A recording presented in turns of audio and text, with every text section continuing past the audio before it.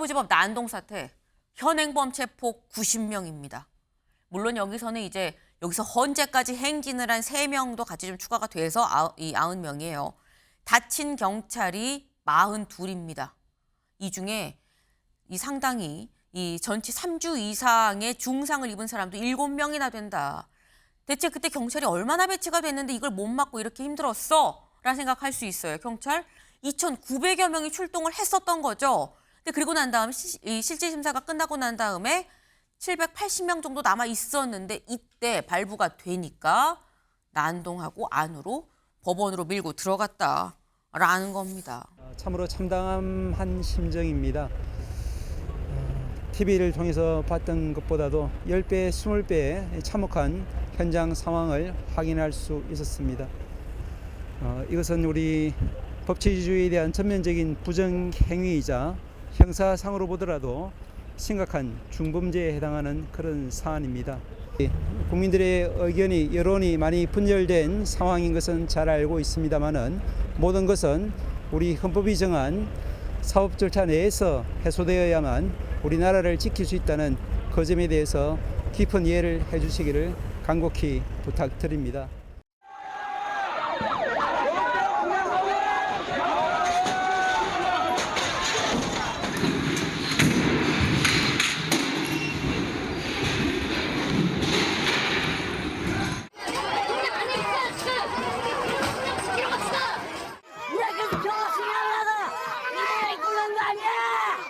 차벽이 싹 다 불법이야.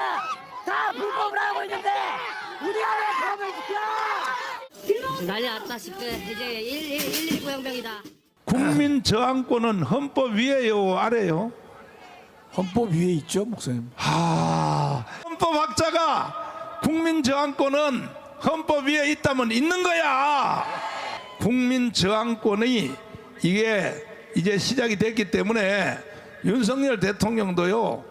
구치소에서 우리가 데리고 나올 수도 있어요. 이번 토요일 날은 몇 명이 모여야 돼요? 1,000만 명. 알았죠? 그러니까 전파해서 아니 대통령을 저렇게 감옥에다 가두면 되냐 말이야. 윤석열 대통령에 대한 구속영장이 발부된 건 어제 오전 3시. 모두가 잠든 고요한 서울 서부지법 앞에 성난 지지자들이 모이더니 경찰과의 대치를 뚫고 법원으로 진입합니다. 막아서는 경찰들에게 소화기를 뿌리고 법원 입구 철창을 힘으로 개방합니다. 일부 지지자는 경찰 방패까지 빼앗아 유리문을 내리찍습니다. 입구뿐 아니라 주변 창문을 깨부순 지지자들까지 난입하면서 법원 내부는 무법천지가 됐습니다.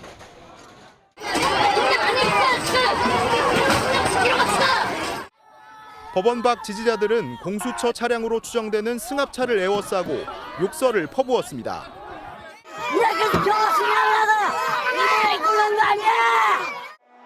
서부지법 폭력 사태로 벌어진 아수라장에 경찰은 총 87명을 현행범 체포했다고 밝혔습니다.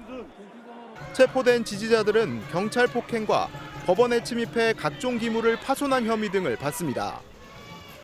체포 과정에서 경찰관 42명이 다쳤고 이들 중 7명은 중상인 것으로 알려졌습니다. 윤석열 대통령에 대한 구속영장이 발부된 서울 서부지방법원. 법원 청사에 난입한 시위대 일부는 건물 4, 5층을 비롯해 판사실이 위치한 위층까지 진입했습니다.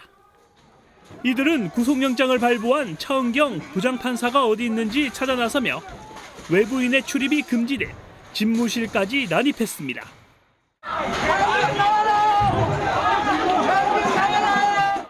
난입 당시 차 부장판사는 다행히 법원 내에 없었던 것으로 알려졌습니다.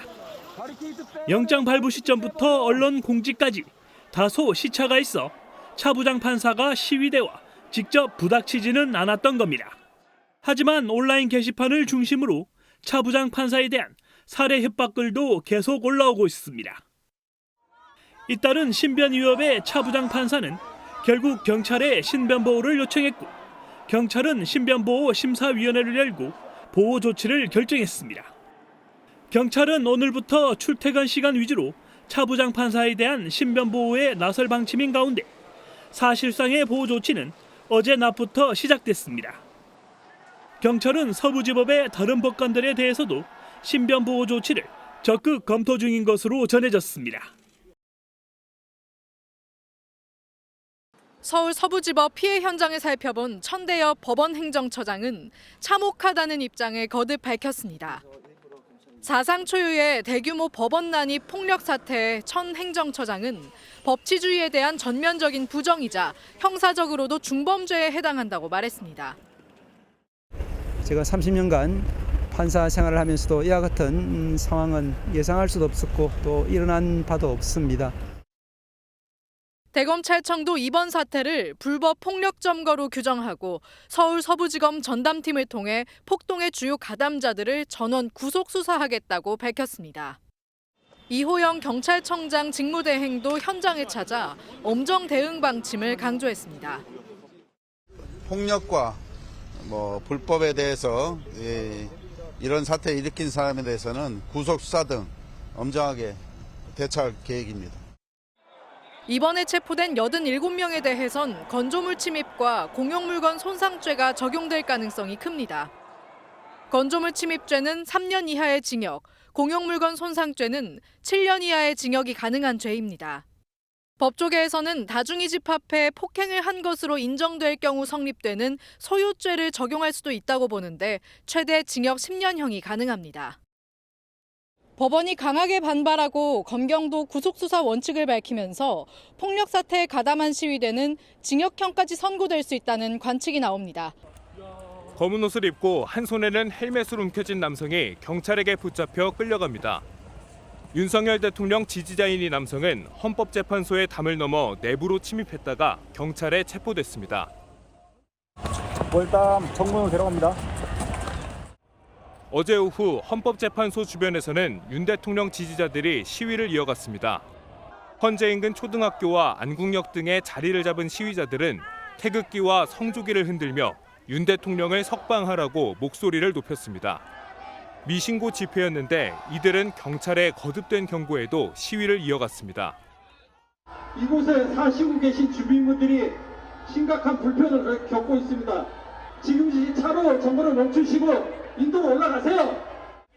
헌재에 담을 넘은 남성과 쇠로 된 지렛대를 소지한 남성 등 모두 3명이 경찰에 현행범 체포됐습니다.